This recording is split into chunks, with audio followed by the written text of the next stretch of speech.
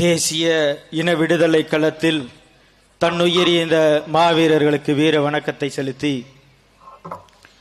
நாம் தமிழர் கட்சியின் சார்பில் வாசுதேவநல்லூரில் நடைபெற்றுக் கொண்டிருக்கிற சாதிவாரி கணக்கெடுப்பும் சமூக நீதியும் என்கின்ற தலைப்பில் எழுச்சியுரையாற்ற இருக்கிற அண்ணன் செந்தமிழன் சீமான் உள்ளிட்ட உங்கள் அனைவருக்கும் எனது அன்பு வணக்கம். தமிழ்நாட்டில் கிட்டத்தட்ட 100 ஆண்டுகளாக, குறிப்பாக இந்த 50-60 ஆண்டுகளாக தமிழ்நாட்டை ஆண்டு கொண்டிருக்கிற திராவிட முன்னேற்ற கழகம், அனைத்து இந்திய அண்ணா திராவிட முன்னேற்ற கழகம் என்று இந்த 2 பெரும் அரசியல் கட்சிகளும் பேசிக் கொண்டிருக்கிற தொடர்ச்சியான முழக்கம் சமூக நீதியை நாங்கள் தான் பெற்றுக் கொடுத்தோம் என்கின்ற முழக்கம் ஒவ்வொரு ஆண்டும் ஒவ்வொரு பொதுக்கூட்ட மேடைகளிலும் தங்களுடைய பிரச்சார கூட்டங்களிலும் பரவலாக பேசப்படுகிற முழக்கமாக இருக்கும். எல்லாரும் பேசுகிற முழக்கத்தை நாம் தமிழர் கட்சி குறிப்பாக சாதி வாரி கணக்கெடுப்பும் சமூக நீதியும் எடுக்க வேண்டும் என்கின்ற தலைப்பை முன்வைத்து வட மாவட்டங்களில் பல கூட்டங்கள் நடைபெற்றிருக்கிறது.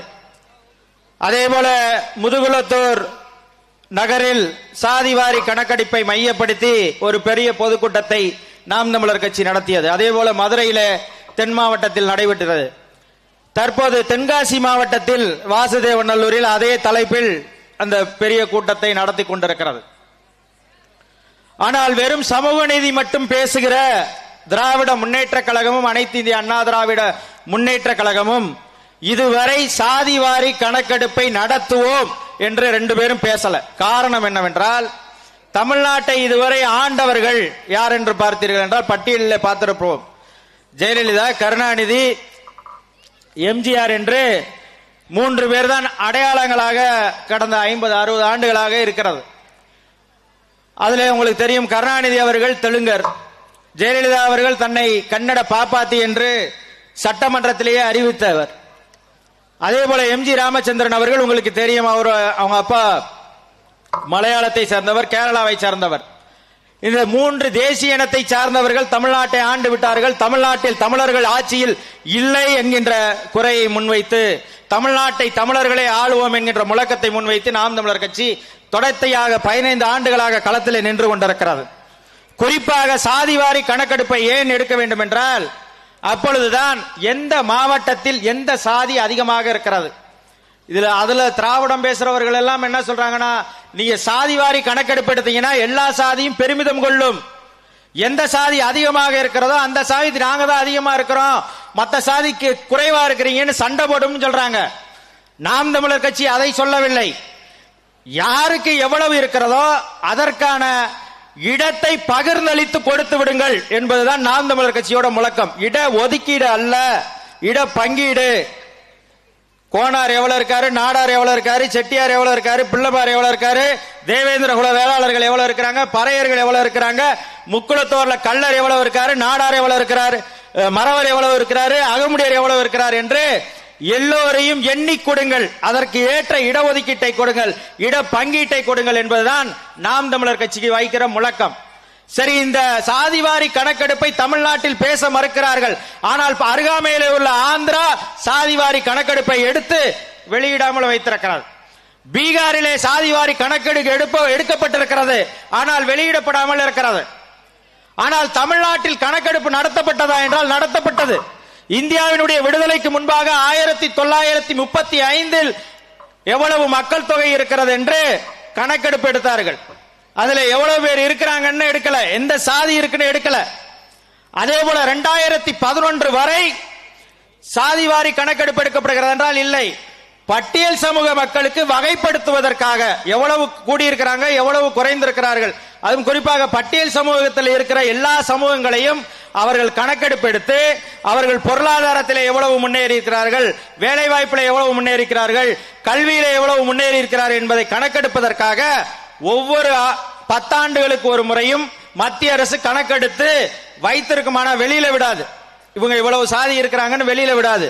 ஆனால் நாம் என்ன முழக்கத்தை வைக்கிறோம் என்றால், எல்லா சமூகங்களும் எவ்வளவு இருக்கிறது என்பதை எண்ணி சொல்லுங்கள்.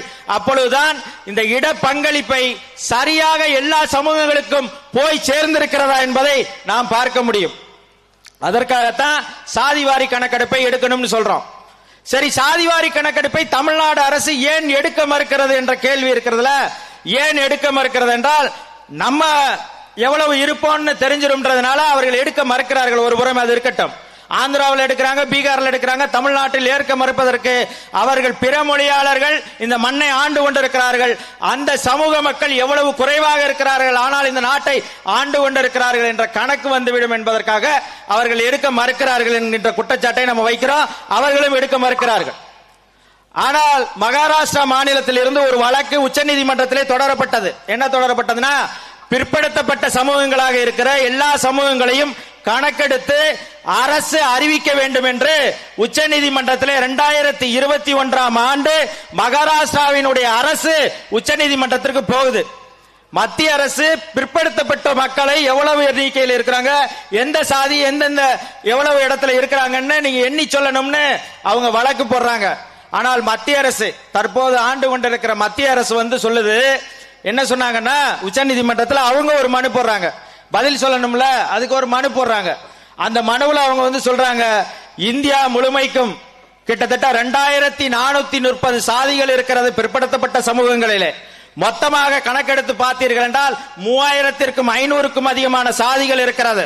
அதனால் அவர்களை எண்ணுவது என்பது மிக சிரமமாக போய்விடும் என்று மத்திய அரசு தாக்கல் செய்யுது.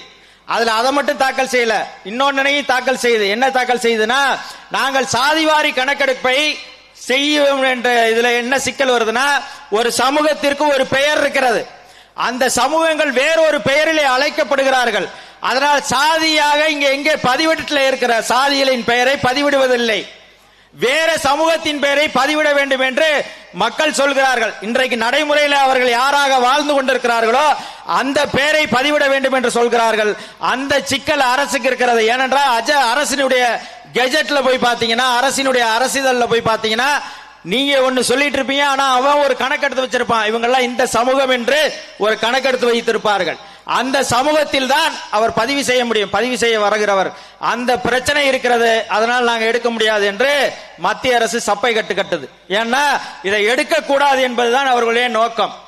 ஆனால் பிற்படுத்தப்பட்ட சமூகங்கள் இங்கே எப்பொழுது சாதிவாரி கணக்கெடுப்பை எடுத்து சமூக நீதியை பெற வேண்டும் என்று பேசியவர்கள் சாதிவாரி கணக்கெடுப்பை பேச மறுத்து விட்டார்கள்.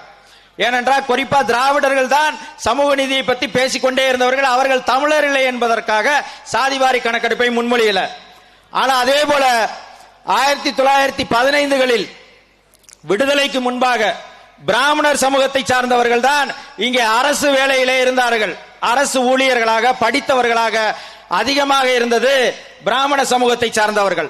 அதனால்தான் பிராமணர் அல்லாதோர் இயக்கம் என்று ஒரு இயக்கம் தொடங்கப்பட்டு பிராமணர்கள் இல்லாதவர்கள் எல்லாம் அந்த இயக்கத்தில் இணைந்து தங்களுக்கான கல்வியையும் வேலை வாய்ப்பையும் தங்களுக்கான பொருளாதார முன்னேற்றத்தையும் அடைய வேண்டும் என்பதற்காகத்தான் சமூக நீதி கட்சி, அதாவது ஜஸ்டிஸ் பார்ட்டி, சமூக நீதி கட்சி என்று ஒரு அரசியல் கட்சியை பிறந்தது. அதனுடைய நீட்சியாகத்தான் நாங்க திராவிட இயக்கம் இருக்கிறோம், அதன் நீட்சியாகத்தான் நாங்க திராவிட முன்னேற்ற கழகம் இருக்கிறோம் என்று ஒவ்வொருவரும் ஒவ்வொரு கதையை கட்டி கொண்டிருக்கிறார்கள். ஆனால் அவர்கள் ஒருபோதும் சாதிவாரி கணக்கெடுப்பை எடுக்க போவதில்லை, எடுக்க மாட்டார்கள். அதை வலியுறுத்தித்தான் நாம் தமிழர் கட்சி கட்டாயம் எடுக்க வேண்டும் என்று தொடர்ச்சியாக கூட்டங்களும் ஆர்ப்பாட்டங்களும் அரசுக்கு தொடர் அழுத்தங்களையும் கொடுத்து கொண்டிருக்கிறது நாம் தமிழர் கட்சி தான். நாம் தமிழர் கட்சி என்று அரியணை ஏறுகிறதோ அன்றுதான் சாதிவாரி கணக்கெடுப்பு நடத்தப்படும். அப்படி நடத்தப்பட்டால் தான் எந்தெந்த சமூகங்கள் கல்வி அறிவற்ற சமூகங்களாக இருக்கிறது, எந்த சமூகங்கள் வேலை வாய்ப்பிலே குறைந்தவர்களாக இருக்கிறார்கள், எந்த சமூகத்தில் பொருளாதாரத்தில் பின்னடைவர் இருக்கிறார்கள் என்பதை நாம் அப்பொழுதுதான் கணக்கிட்டு பார்க்க முடியும். குறிப்பாக 2009 கருணாநிதி அவர்கள் ஆட்சி காலகட்டத்தில் ஈழப்போர் உச்சத்திலே இருந்தது. எல்லோரும் தமிழர்கள் 1.5 லட்சம் பேர் ஈழத்திலே கொல்லப்பட்டு விட்டார்கள் என்ற அரசியல் பேசிக் கொண்டிருந்த காலகட்டத்தில் கருணாநிதி நுட்பமாக ஒரு அரசியலை செய்தார். அந்த அரசியல் என்னவென்று இந்த மக்களுக்கு தெரியாது. என்ன நுட்பமான அரசியலை செய்தார்னா, அருந்ததியருக்கான இடஒதுக்கீட்டுக்கான போராட்டத்தை அவர்கள் செய்து கொண்டிருந்தார்கள். அந்த நேரத்தில் அருந்ததியருக்கான உள்ளிட ஒதுக்கீட்டை கொடுக்காமல் அவர்களுக்கு SCA அப்படின்னு ஒரு தனி பிரிவை உருவாக்கி இடஒதுக்கீட்டை கொடுத்துட்டார். ஆனா இன்னைக்கு அதனால அதிகமா பாதிக்கப்படுவது யார் என்றால் அந்த ஷெட்யூல் காஸ்ட்ல, அதாவது பட்டியல் சமூகத்தில் இருக்கிற மக்கள் அதிகமாக பாதிக்கப்படுகிறார்கள். 3% தனி இடஒதுக்கீடை கொடுத்திருந்தால் பிரச்சனை இல்லை. அதுதான் அண்ணன் சொல்றாங்க, தனி இடஒதுக்கீட்டை அருந்ததியர்களுக்கு கொடுப்பதில் எங்களுக்கு எந்த சிக்கலும் இல்லை. ஆனால் மீதி இருக்கிற 15% இடஒதுக்கீட்டிலும் அவர்கள் போராடி பெற்றுக் கொள்ளலாம். அதுதான் அண்ணன் போன கூட்டத்தில் அரியலூர்ல படிக்கும் போது பட்டியல் வாசிச்சாங்க. திருவள்ளுவர் பல்கலைக்கழகத்தில் 2 பேராசிரியர்கள் ஒதுக்கப்படுகிறது. பட்டியல் சமூகத்தில் 2 பேராசிரியர்கள் ஒதுக்கப்படுகிறது. 2 பேராசிரியரும் அருந்தையர் சமூகத்தை சார்ந்தவர் வர்றார். அதே போல பல்கலைக்கழகங்களிலே பேராசிரியராக வேலை வாய்ப்பு கிடைக்கும் போது மற்ற சமூகங்களுக்கு கிடைக்காத வேலை வாய்ப்பை அருந்தையர்கள் பெற்றுக் கொள்கிறார்கள் என்று பேசுகிறார்கள். அதற்கு இப்போ ஒரு சுழற்சி முறை என்று ஒரு இது வச்சிருக்கிறாங்க அரசு. அந்த சுழற்சி முறையில வரும்போது முதல்ல பொது பட்டியலில் உள்ளவங்களுக்கு வேலை, அடுத்து அருந்ததியர்களுக்கு தான் வேலை. அதுல அவங்க என்ன சொல்றாங்கன்னா, இப்ப நீங்க 2 வேலை வாய்ப்புன்னு போட்டா 2 துறைக்கு அலௌன்ஸ் பண்றது. ஒரு துறைக்கு வரலாற்று துறைக்கும் தமிழ் துறைக்கும் அவங்க கால்ஃபர் பண்ணாங்க, அதாவது அறிவிப்பு செஞ்சாங்கன்னா முதல் பிரிபரன்ஸ் யாரு கிடைக்கும்னா அருந்ததியர்களுக்கு தான் கிடைக்கும். அதனால அருந்ததியர்கள் தான் அந்த இடத்தை பெற்றுக் கொண்டு போகிறார்கள். மற்ற சமூகங்கள் அதிலே போராடி பெற முடியவில்லை என்பதனால் 15 ஆண்டுகள் கழித்து தற்போதுதான், அதுவும் குறிப்பாக உச்சநீதிமன்றத்தில் நடைபெற்ற வழக்கில் அருந்ததியர்களின் இடஒதுக்கீடு செல்லும் என்று சொன்னதற்கு பிறகாகத்தான் மக்கள் விழிப்படைந்து போராடி கொண்டிருக்கிறார்கள் என்பதை மக்கள் புரிந்து வைத்துக் கொள்ளணும். மிகப்பெரிய ஏமாற்றத்தை இந்த ஷெட்யூல் காஸ்ட், அதாவது பட்டியல் சமூகத்தில் இருக்கிற எல்லா சமூகங்களுக்குமான அநீதியை கருணாநிதி வரலாற்று துரோகத்தை செய்திருக்கிறார். அதை செய்த கட்சி திராவிட முன்னேற்ற கழகம். அதை என்று நீங்கள் புறக்கணிக்கிறீர்களோ அன்றுதான் தமிழ்நாட்டில் சரியான சமூக நீதிக்கான ஆட்சி பிறக்கும். நாம் தமிழர் ஆட்சி பிறக்கும் போது எல்லா மக்களுக்குமான எல்லா கல்வி, வேலை வாய்ப்பு, பொருளாதார மேம்பாடு என்று அனைத்தையும் செய்து கொடுக்கும் 2026 நாம் தமிழர் கட்சியை வெல்ல வைத்து சட்டமன்றத்திற்கு அரியணை ஏத்துங்கள் என்று கூறி விடைபெறுகிறேன். நன்றி, வணக்கம். அடுத்ததாக மாநில ஒருங்கிணைப்பாளர் மு. களஞ்சியம் அவர்கள்.